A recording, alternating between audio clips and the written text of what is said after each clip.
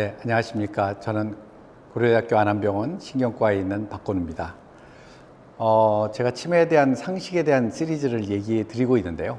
저번에 말씀드렸던 치매에 대한 전반적인 이야기, 즉 치매의 정의, 치매의 원인, 그리고 얼마나 우리나라 분들이 많고 이러한 것들이 어떠한 문제를 일으킬 것인가에 대한 이야기를 했었습니다. 오늘은 이제 직접적으로 그럼 치매에 대한 진단은 어떻게 하며 또 치료는 어떻게 하는지에 대한 이야기를 좀 드리고자 합니다. 거기에 대해서 세 가지 상식을 얘기 드리려고 하는데요. 먼저 항시 얘기했듯이 저한테 오셨던 분의 이야기를 먼저 드리고 시작하도록 하겠습니다. 은퇴하셨던 노 교수님이 아주 헐레벌떡 제 진료실로 뛰어들어오셨어요. 박 교수, 나 치매 온 것 같아. 내가 오늘 점심에 식사를 하고 나왔지. 그런데 아니 아저씨, 돈을 안 주시고 그냥 가시면 어떡해요? 라고 하는 거야. 가만히 생각해 보니까 내가 밥만 먹고 돈을 안 내고 나왔어. 박 교수, 정말 이 정도면 나 치매 아니야? 얼마나 놀라셨겠어요. 저한테 물어보십니다. 나 치매 아니야? 많이들 그렇게 얘기하죠. 깜빡깜빡할 때 많이들 너 치매 아니야? 혹시 나 치매 아닌가? 이런 이야기를 많이 하게 됩니다. 자, 우리가 그런 것들을 이제 건망증이라고 얘기를 하는데 과연 건망증과 치매의 관계는 어떻게 될 것인가에 대한 이야기를 좀 드리겠습니다. 먼저 우리가 이런 기억에 대한 이야기를 하기 전에 뇌라는 것을 한번 먼저 말씀을 드리려고 하는데요. 뇌가 하는 기능이 뭘까요? 뇌는 사람이 사람 구실을 하기 위해서 있는 여러 가지 생각, 마음, 감정, 배움, 이야기, 배려 이런 것을 가지고 있는 주머니라고 생각하시면 됩니다. 그렇지만 사람은 또 동물이기 때문에 또 욕심과 본능도 뇌에 존재하고 있습니다. 그래서 만약에 이 사람 구실을 하고 있는 기능이 떨어지게 되면 어떻게 될까요? 뭐 술 많이 먹고 개다 뭐 이런 얘기가 나오듯이 동물적인 욕구가 튀어나올 수 있습니다. 안타깝게도 치매는 아까 정의에서도 얘기했듯이 인지 기능, 사람이 사람답게 사는 기능이 없어지기 때문에 안타깝게도 본인의 욕심이 더 많이 드러나고 본인의 본능이 좀 더 많이 드러나는 상황이 연출됩니다. 그럼으로써 우리는 안타까워하는 거죠. 저분이 저럴 분이 아닌데. 예. 치매에 대한 정의는 아까 얘기했듯이 오로지 기억에만 있지는 않습니다.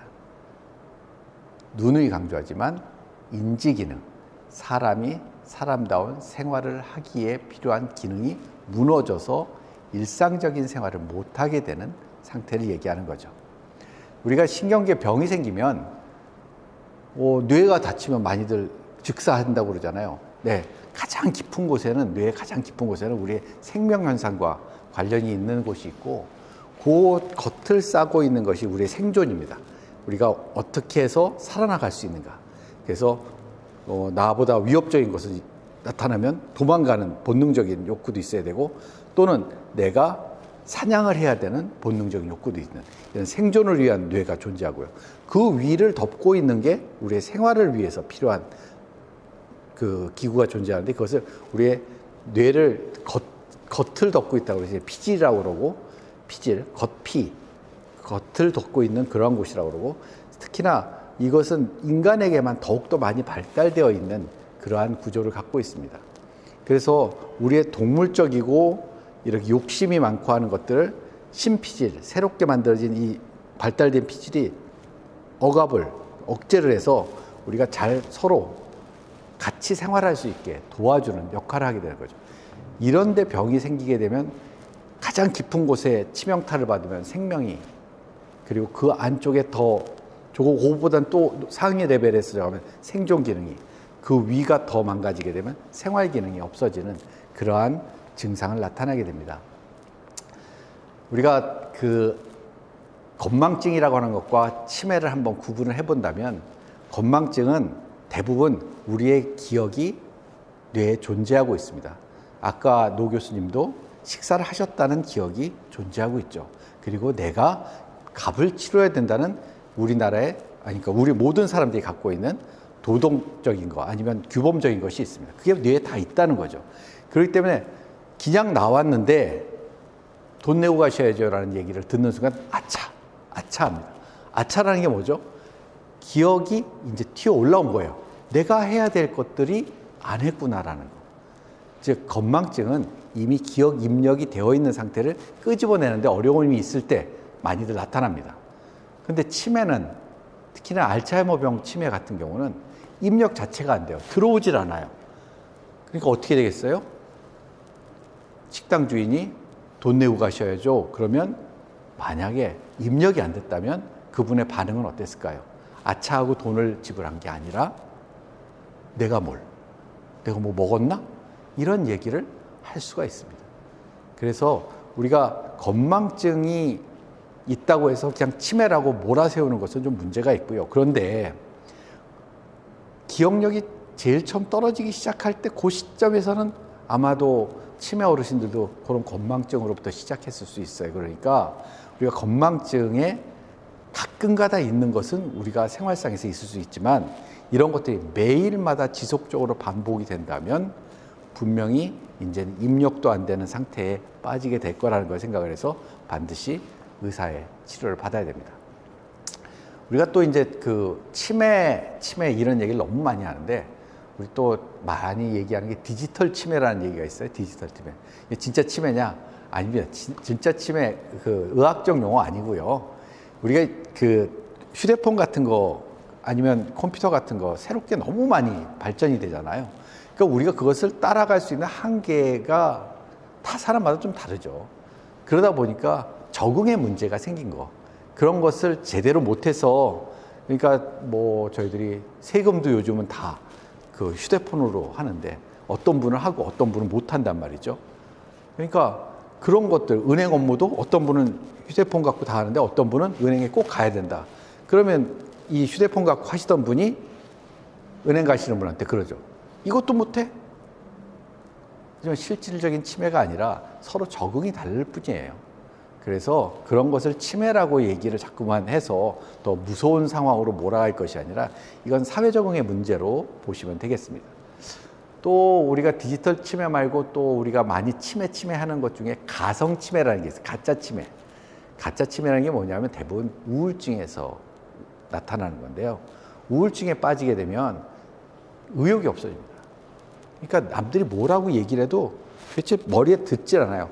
나의 생각에 빠져 있는 거죠. 슬프고 괴롭고 하기 때문에 남의 이야기가 들어오지 않습니다. 그럼 그분한테 분명히 무슨 얘기를 했다고 보호자들은 얘기를 하지만 그분은 들려지지 않아요. 머릿속에 들어와 있지 않아요. 그래서 자꾸만 잊어먹는다고 판단을 하는 거죠. 아까 방금 얘기했잖아. 그럼 언제 그런 얘기했어? 이런 얘기를 나오니까요.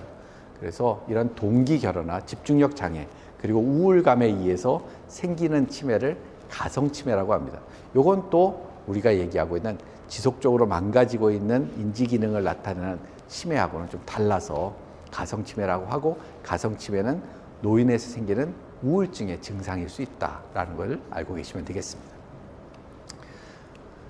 우리가 건망증과 그리고 그 실제로 치매에 대한 기억력의 차이를 조금 얘기를 드렸었어요. 그런데 이제 많은 분들이 치매가 무서우니까 건강검진 같은 걸 받으러 갑니다. 그럼 요즘 뭐 너무 많은 분들이 이제 이것저것 건강검진을 많이 하다 보니까 최근에 이제 아밀로이드 페트라는 것들이 생기게 됐어요. 그래서 어떤 분이 이제 아밀로이드 페트를 찍고 저한테 하신 얘기를 말씀을 드리려고 하는데 그분이 오셔서 얘기하시는 거예요.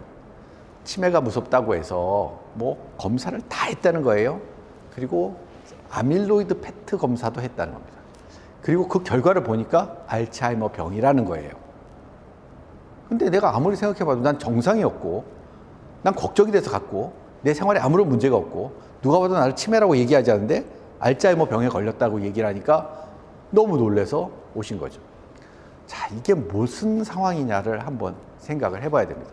일단은 저는 뭐 치매에 대해서 문제가 있어 무섭긴 하지만 진짜 아무런 증상이 없는데 뭐 페트 검사까지 하는 것까지는 추천하고 싶지는 않습니다.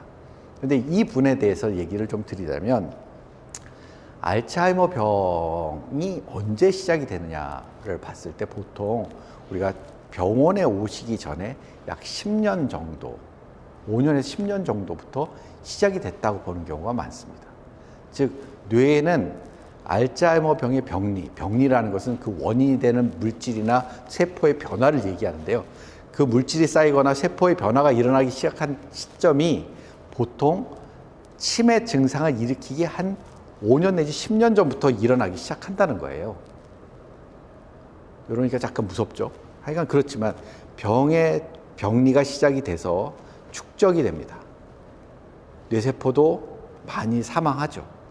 점점 사망해서 뇌세포가 한 50% 정도 사망했을 때 그제서야 우리가 저 사람이 왜 그러지? 라는 느낌이 든다는 거예요. 그러니까 이분인 경우에 뇌 병리는 시작이 됐지만 뇌세포가 우리가 증상이 일어날 정도로 파괴가 안 돼 있는 그 시점에 와 있는 거죠. 즉 치매 없는 알츠하이머 병이 존재합니다. 그럼 이게 무슨 얘기냐 하면 우리가 알츠하이머 병이 참 불치병이다. 뭐 새로운 약이 안 들어오냐. 조금 이따가 이제 치료약 얘기도 나오겠지만 알츠하이머 병 어느 시점에서 발견하는 것이 좋을까에 대해서 학자들이 많은 얘기를 하고 있습니다. 알츠하이머 병이 치매 상태에 빠진 상태로 오시게 되면 이미 뇌세포는 많이 망가져 있어요. 뇌에 나쁜 정리 현상이 축적되어 있어서 그걸 끄집어내는 치료를 하더라도 뇌는 이미 기둥이 다 흔들려져 있는 그러한 상태라는 거죠. 그러면 좀 더 빠른 시간대에 발견을 하고 그때 치료를 하면 좀 더 확실하지 않을까? 이런 얘기를 하는 거죠. 알츠하이머병 원인이 뭐예요? 다들 물어보면 의사들 아직 잘 모릅니다라는 얘기를 할 수 있습니다. 의사들이 모른다는 것은 진짜 아무것도 몰라서 그런 게 아니라 그것을 설명해 드려도 지금 현재 해결 방법이 뚜렷하지 않습니다라는 것을 간단하게 표현한 겁니다. 지금 현재 알츠하이머 병에 대해서 나타나고 있는 뇌 병리는 아밀로이드라는 이상한 단백질이 끼는 거예요. 원래 있는 단백질인데 그것이 변종이 끼는 거죠.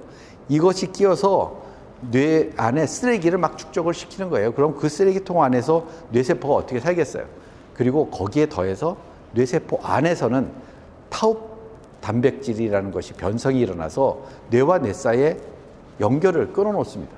그러니까 옆에는 쓰레기가 쌓이고 안쪽으로는 연결선이 끊어지고 하기 때문에 우리의 기능이 떨어져서 결국엔 뇌세포가 죽게 되는 거죠. 이러한 병리의 시작은 알츠하이머병 치매 상태로 왔을 이전에 시작이 되고 있다는 사실. 그렇다면 그 이전에 우리가 확인을 한다면 치료할 수 있지 않겠는가라는 얘기가 나오고 그래서 요즘은 아밀로이드라는 것을 제거하는 그러한 것을 시도를 합니다. 그리고 타우도 제거하려는 시도도 실험적으로 하고 있습니다.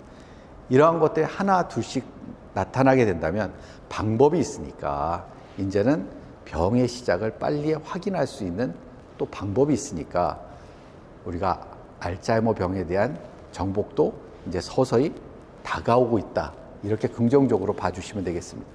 하지만 아직까지 임상시험이 완벽하게 끝나서 우리에게 안전하게 되고 있는 약은 아두카누맘이라는 그 최근에 FDA에서 그 공인된 약 이외에는 아직은 없지만 지금 현재 많은 임상시험이 진행되고 있다고 보시면 되겠습니다.